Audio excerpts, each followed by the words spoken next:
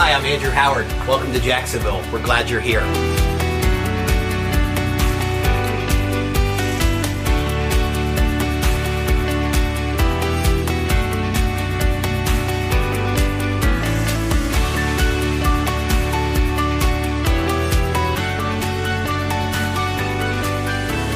Andrew, thank you so much for having us. We're here in Jacksonville at your new home, although you've been here for many years, but it's in the new book. So Thanks for coming. Great to have you guys.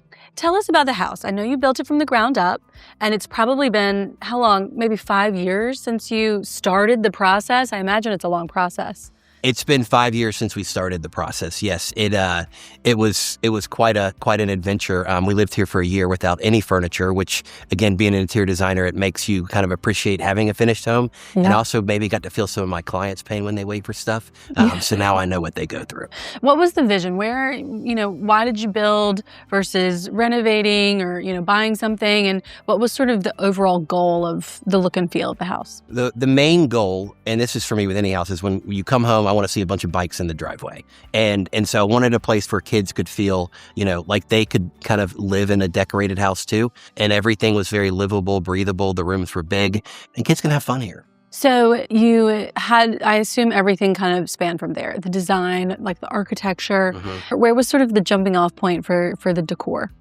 In this house, each room's a little different. I kind of thought of, instead of like an overall theme for the house, I thought of each room individually and wanted them to kind of live, their own way. So like this room, for instance, I pitched this room to a client. They didn't like it, and I knew I loved it. So I was like, all right, let's do that in this room. And a lot of rooms have family memories and stories tied to them too, which is a lot of fun. So what sort of things evolved in that 5-year process? Did anything change in the way you thought the room would live or the aesthetic? I think that living in this house without anything really made me understand how these rooms should feel and where furniture should go. It's easy for us to move stuff around on a plan, but living in the space without anything, you kind of are like, okay, well, this is where we congregate. Yeah. Okay. Maybe give me some examples of some things you moved around. Like, I know this is your captain's room. You and your wife have cocktails here every night. Right. Was that kind of from the beginning? Yeah, I have a friend that told his kids when they were little that this is captain's hour, and somehow all the kids would just leave the room, and I don't even know what it really means, but it tends to work. You just say it's captain's hour, and they leave, and then you come out here and hang out. So anyway, it works great for that. The back of the house lives different than the front of the house. To say I have a durable house and we're starting in this room sounds kind of funny, but the rest of the house, has sturdy wallpapers, sturdy things to sit on. I think the idea of a relaxed house or a kid-friendly house is when I can have 10 kids in the kitchen, I can be in another room watching TV, and I don't have to worry about anything. Yeah, talk about the relaxed, because I think that's one of the first chapters in the book, and I loved that idea. And you kind of talk about what relaxed means to you. It doesn't necessarily mean, like, people could interpret that as messy, but to you it just means at ease, I guess? I think it's just a relaxed house. I can put my feet up on anything I want. I don't have to use a coaster every time I want to set a drink down. Sure. I don't have to watch everything a kid does, So relaxed for me is they can do whatever they want. I can be in another room and kind of not worry about it. And that happens with rugs that are okay for foot traffic. That happens with outdoor fabrics on furniture. That happens with countertops that you can set things on. So, yeah, you use the word indestructible in the book, which I love, but also looking at the page, if you just were to look at the pictures of the book, you would think... Looks like I'm lying. Yes, exactly.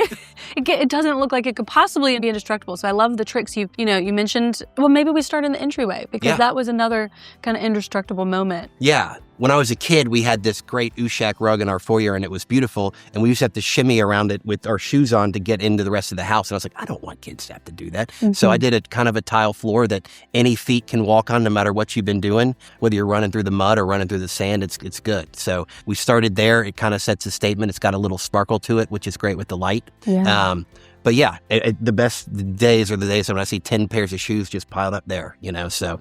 Yes, I love the pattern, and it seems like tile is such an unusual choice for an entryway. But as I was thinking about it, people do tile entryways all the time. You think like a black and white checkerboard floor in an entry, that's pretty common, especially in, Europe. So, when I first saw the shot of the entryway, I thought, what an unusual choice. But then it is so practical. And it's an easy way to break all wood floor everywhere too. Sometimes it's nice to have, that different moment than just wood everywhere. Do you feel like that blue color, the two blues that you used, that has been sort of a theme you've pulled throughout the whole house? There's a lot of that color palette. I like blue. I mean, I use a lot of blue, probably too much at times. But even this room, I was like, you know what? I love all the colors in this fabric, but I don't have any blue in here. So I painted the trim blue. I love blue, and I'm going to lean into it, especially for me personally, as much as I can. It's almost like a neutral in the house. Right. And then you pop in other colors. There's honestly not a color you haven't used. I mean, hot pink, you have that hot pink in the den with the big sectional. You've got oranges, you've got green in the jungle room. So there's not a color that you haven't touched, but then green pairs with all of them. Yes, blue and green pair great together. And I, as a designer, I definitely wanted to have every color in the house so that if someone ever said, I'm not a big fan of, this, I could say, well, we did it here and it looks, do you like this? And so I think that if I did another house, I might do like no color. But as for now, this is great to have kind of such a vibrant house. Yes. If you did another house for yourself, you'd do no color. I think so, yeah. That would be such a change, such a good creative, challenge. That's why I do it. Yeah. You know what I mean? To do, just kind of think differently about stuff. So we have the entryway with the blue tile floor and the pendant. And then you've got the captain's room, which has a very colorful palette. And then you've got the dining room across the hall. Talk to me about that space, because it's certainly the most formal room in the house. Right. It's formal, and we use it so infrequently these days that my kids wanted to convert it into a gym for them the other day. And I had to shut that idea down. The mural is based on a trip we took to Nantucket, and sort of moments from that trip. Jack thinks his butt looks big, and he's actually in the mural. But it's sort of like reliving a great family trip that we took to Nantucket when they were little. We used to go there a lot, and so it's kind of fun to relive that in that room. What a special detail that only you and your family would really know that. Right. Obviously now all of our audience. But so yeah, you took your trip and then you had them create this mural. I drew it out, but it didn't look as good as that when I drew it out. You let the professionals take it from there, yeah. Well, one of the more surprising elements in that room that I really loved was the mirror over the sideboard, because it seemed like an untraditional choice. What made you create that pairing? I struggled with that. That was the last thing I bought for the house. And I was actually with a designer that works for me that I respect a lot. And we were like, help me with this. What should we put here? We looked at 100 things and we both saw that. We're like, that's the one. And so it was a struggle to find what to put there. But anyway, that's where we landed. I'm really happy with it. What made it the one? Like, was it the scale? Was it the material? I think the shells kind of made it feel a little bit beachy and whimsical, and I thought that room needed something, because it's got a lot of brown furniture in there. I thought it needed something whimsical in there to kind of balance that out. Because I was telling you this before, but take the mirror and the sideboard out of the room entirely, and you could never imagine a world where they'd make sense together. Yes. But with all of those elements, it really is just the perfect kind of lighthearted and fun element in a more, dressed up, button-up space. Yeah, and it's fun coming in the house. You can look both ways and see yourself in the mirror, which is cool. Yeah, they're right across from one another. That's right. I couldn't put art on art, and I just had that's why I struggled so much, because I was, the mural is such an art piece, and this room kind of feels artsy too. So it just felt strange. I could never find a piece that would go on that. Sure. That makes sense. And you mentioned that the seats of those gorgeous chairs, the Louis chairs, are leather, which, you have that pretty sort of medallion on the back. You wouldn't necessarily realize that it's such an indestructible material in the seat, which I thought was so smart. Yes. And when we did those chairs, my youngest was 9. So, that was an indestructible phase of life. And it's vegan leather now, we got to call it. So anyway. Yeah. But wipeable and so smart. Yeah, for sure. Well, we don't use the room much, but every time we use it, spills happen. So. Sure. I'm in there. Why, that's... Right. And there's, it's just, that's the reality of hosting. And so it's makes sense to design that way. And it's funny that that's only sort of something now that we talk about. Yes. Yeah. And when I have parties in there, I set the table up as the buffet line. So you come around and get your buffet, and then the chairs can stay in there. You can eat in there too. So moving back into the kitchen, I loved the kitchen because you have used sort of a repeating pattern. You've got that Harlequin backsplash and then sort of the lattice work on the doors and on the island. And it kind of took me a couple times looking through the house to realize that you've used that pattern multiple times. And it's so energetic and unexpected, but so fun. So walk me through through that sort of process of the kitchen. I've done a lot of islands, and I feel like when you're looking at the back of the island and people put storage in there, there's just these panels. It's like, I've seen that so many times, so I wanted to sort of create an interesting moment on the island. In my last house, I had a white kitchen with a white island, and I didn't like that. So I did a color here. I think it kind of balances out a little more. It doesn't feel so stark on the inside. So it was just to add some visual interest to the island itself. Yeah. And then how did you choose the cabinet doors?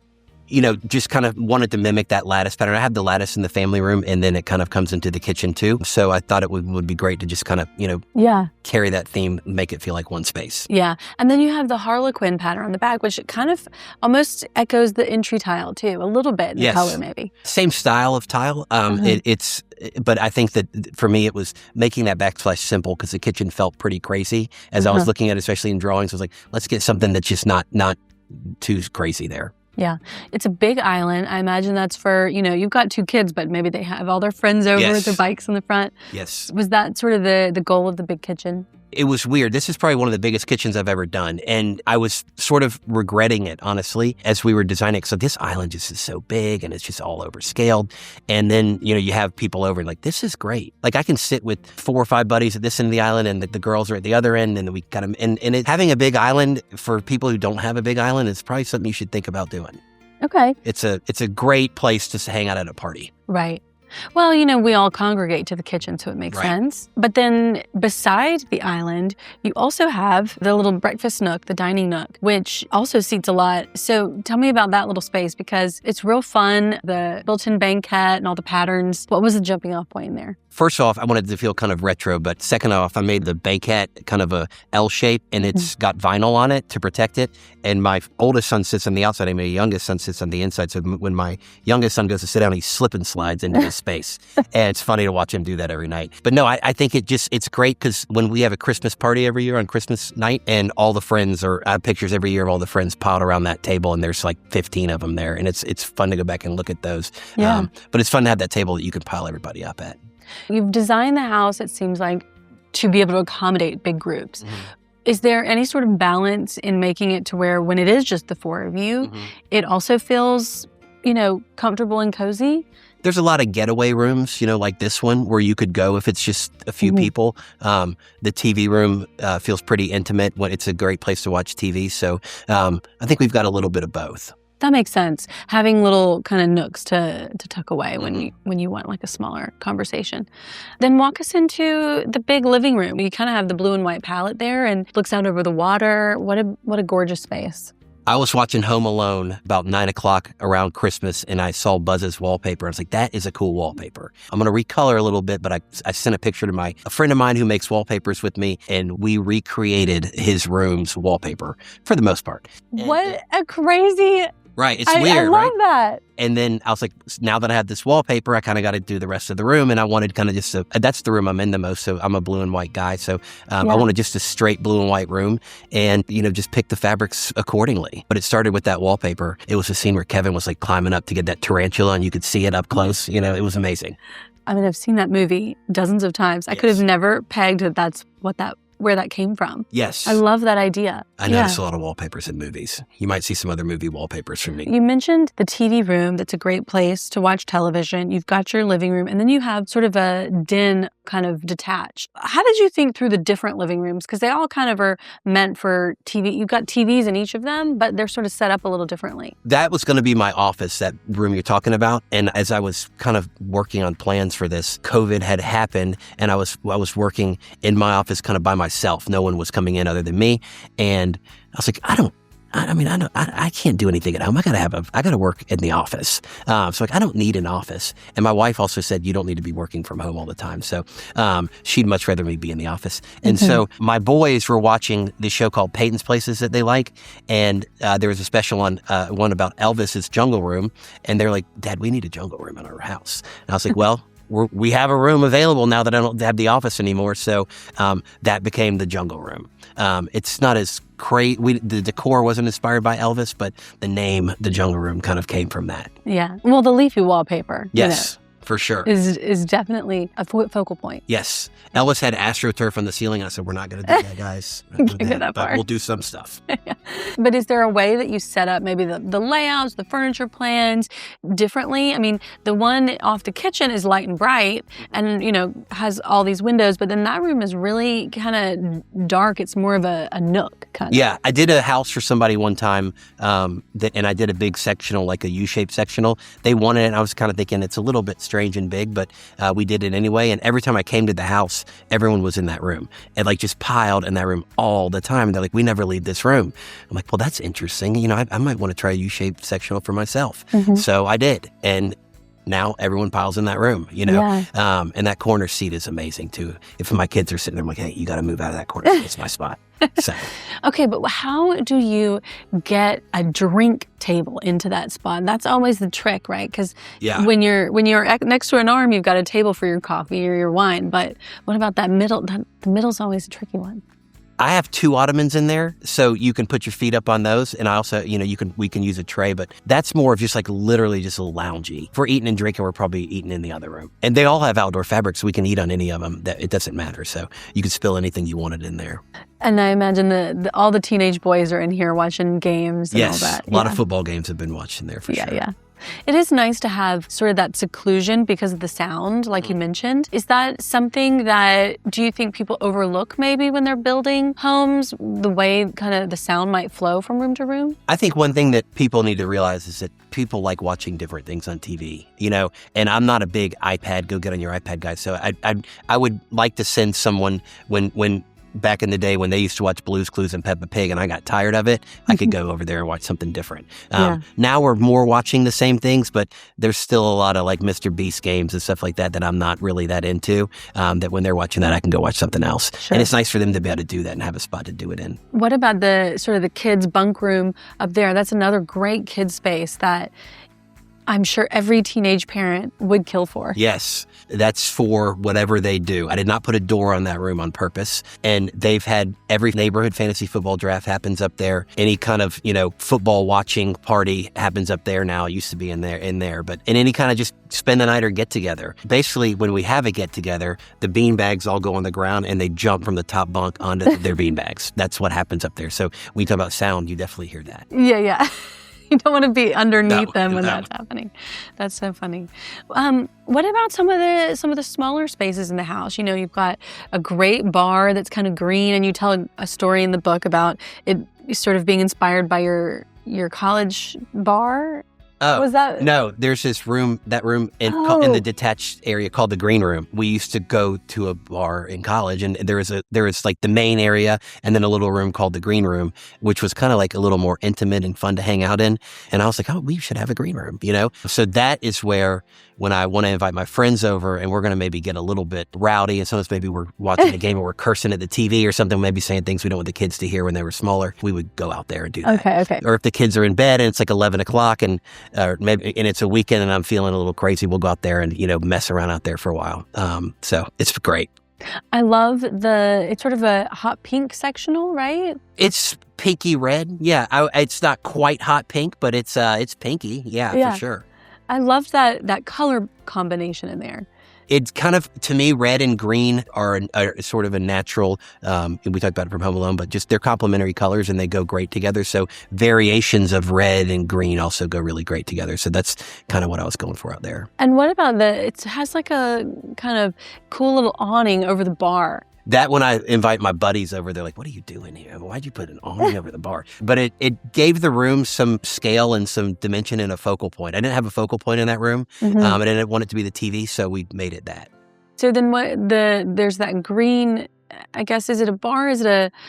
That's a butler's pantry. Butler's pantry. That's our butler's pantry, yeah. I loved that space too because there is so much blue that the green felt like a really exciting kind of moment in there. Yeah. And then but you also have a powder room and, a little laundry room. So talk to me about some of the color palettes and the choices in there because they're each their own little, they each have their own personality, like you mentioned.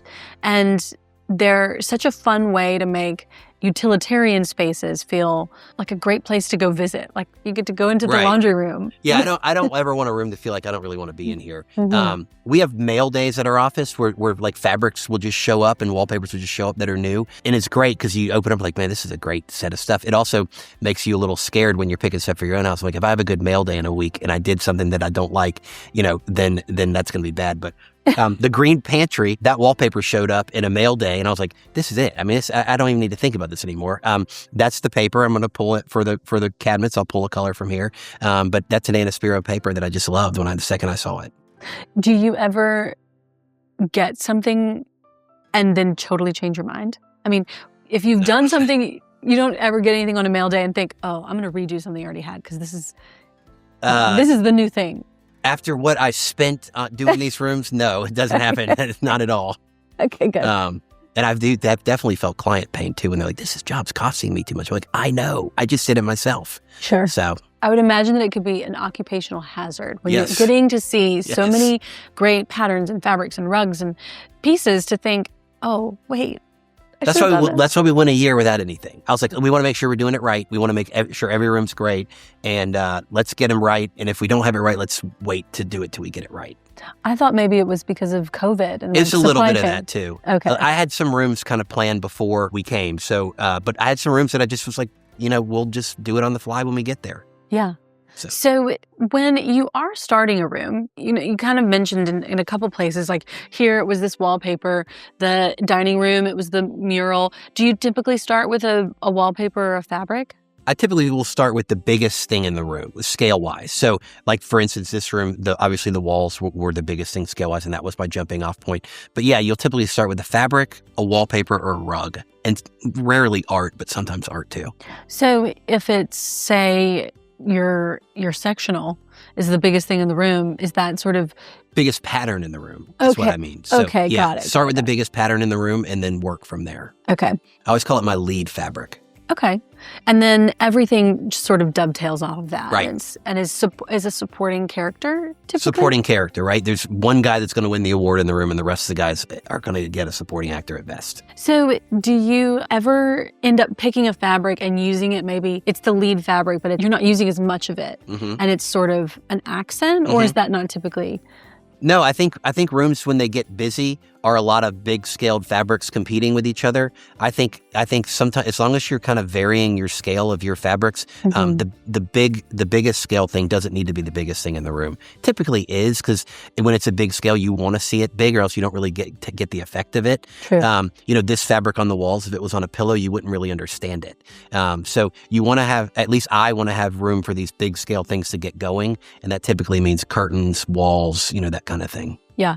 Well, I was telling you before we were recording that I love this room because it's almost like everything is a pattern, but because the scale of, you've got the herringbone and this and the chair and the rug, they're all so much smaller than the main pattern. It doesn't feel like it's too much. It doesn't feel too busy or too energetic. It actually feels really calm, and that seems so counterintuitive to me. Yeah, it's it's because everything else reads very small and the rug's pretty much solid. So when you look at this, if you looked at the fabrics all flat laid with the pillows here, you'd kind of freak out a little bit. But when you realize that some of the fabrics aren't all the same size, some of them are very tiny in the room and some of them are really big, and you're not seeing that scale, then it gets a lot less scary.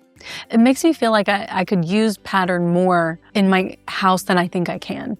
I've never been to your house, but I think you probably could. I certainly could. And I imagine our audience, probably could have that as a takeaway too, that it's easy when you're looking at the swatches to feel like all the patterns are a lot. But then once you get them in, in the room, it's a completely different ballgame. And I always think the rooms that I'm the most nervous about or that I'm worried about the most, because I don't worry about many things with decorating because we've done so many different things, but the ones that I do, I'm a little nervous about, they're always the best rooms. And the cover of my book, that was a lot of stuff going on in that room. Yeah. But it's covered the book because it's a great room. And I was a little nervous about some of that stuff. I didn't tell the client that, but I was a little nervous, but I just trusted that it would work. That's what you got to do.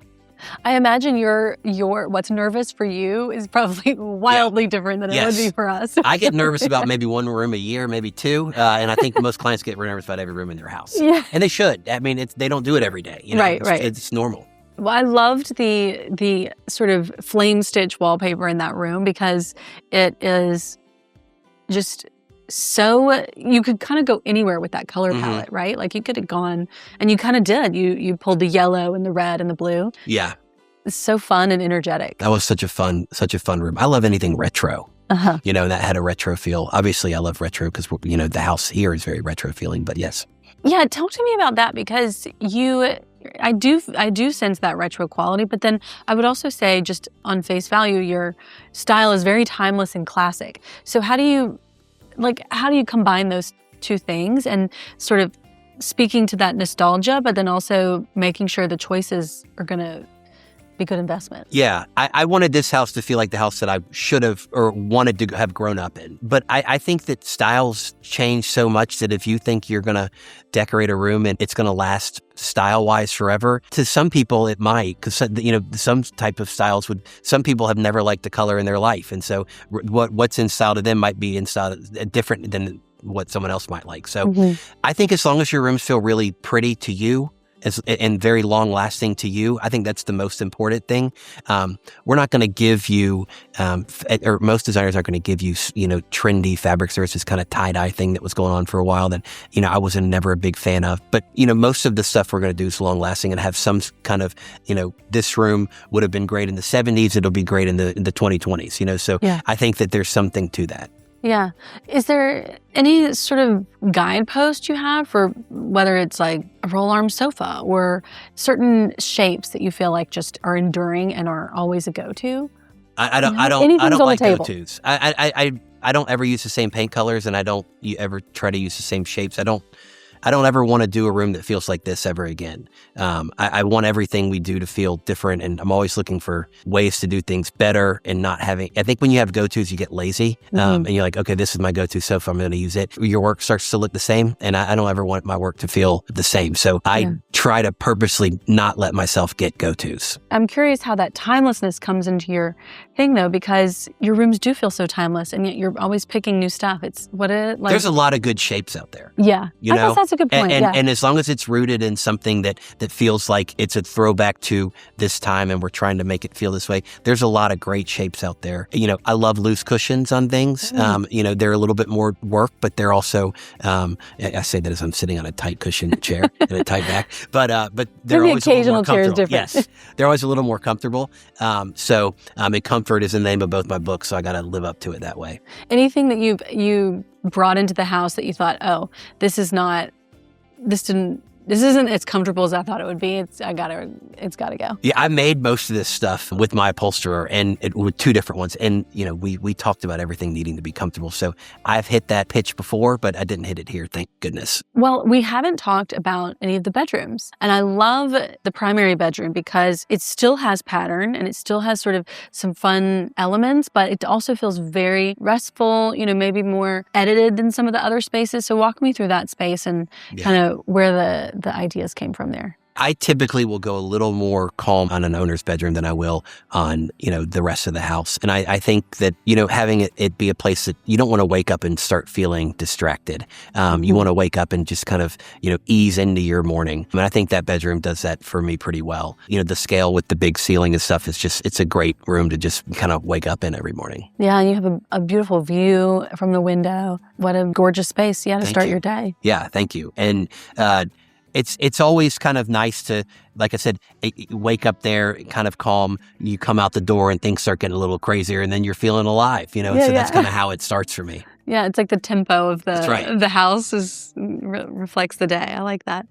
And then we haven't touched on the stair hall, which is such a surprising and fun moment in that there's sort of a hand-painted, what would you call that? Like a... It was based on kind of like a Moroccan type art. The kind of morphed into something a little crazier, but it's kind of a naive style of painting where you just kind of see a silhouette of a plant. My last house, my kids went up the stairs dragging their hands, and they go up and down the hallways. So I've got vinyl in my hallways, and I've got that instead of art for when they drag their hand across it, which they inevitably do. That makes so much sense. So you didn't want to put any art pieces on the wall because they would always be crooked. Right. And if you're a decorator, you have to have art on your staircase. It's kind of like decorating 101. You know, that's where that TV room is. And so they all, immediately kids just go up the stairs. And a lot of times kids I don't even know, you know, and they're just running their hand across it. Yeah. And it's fine. But so no concerns that the hand-painted sort of...